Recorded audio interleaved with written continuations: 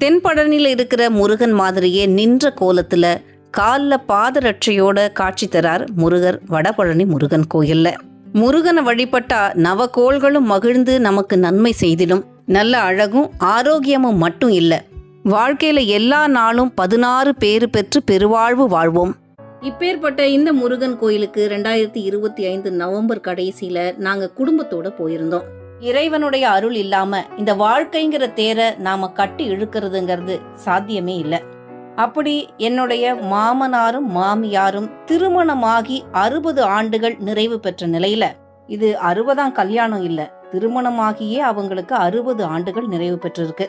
மகள்கள், மருமகன்கள், மகன், மருமகள், பேரன், பேத்தி, கொள்ளு பேரன், கொள்ளு பேத்தி என பல தலைமுறைகளை பார்க்கக்கூடிய, வாழையடி வாழையாய் தழைக்கக்கூடிய இந்த வாழ்க்கையை நமக்கு அருளிய அந்த இறைவனுக்கு நாம் என்னதான் சொல்லி நன்றி செலுத்தினாலும் அது அவனுடைய அருளுக்கு ஈடாக போவதில்லை.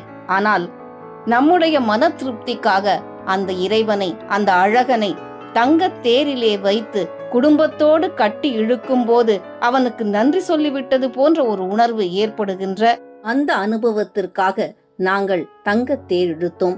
தேர் கொஞ்சம் ஓடத் தொடங்கிய உடனே தேரை தொட்ட மகிழ்வோடு நடக்க முடியாத தன் தாயை ஓடிச் சென்று பிடித்து கொள்ளும் இந்த மகனையும் மகள்களையும் பேரப்பிள்ளைகளையும் பெற்றெடுத்த செல்வச் சீமான்கள் என் மாமனாரும் மாமியாரும். ஆம், இதைவிட வாழ்க்கையில் வேறு செல்வங்கள் என்ன உண்டு?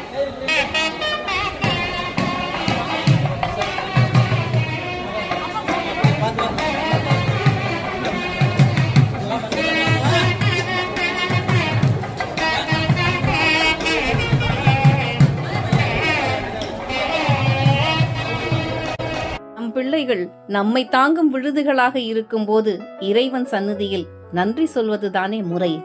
60 ஆண்டு கால வாழ்க்கையில் எத்தனை மேடு பள்ளங்கள், இன்ப துன்பங்கள், ஏற்ற இறக்கங்கள் எல்லாவற்றையும் கடந்து வரும்போது இறைவன் எப்படி நம் கூடவே வந்து நம்மை வழிநடத்தி கொண்டிருக்கிறான், நம் வாழ்க்கைக்கு ஒளியாய் இருக்கிறான் என்பதை நம்மால் உணர முடிகிறது.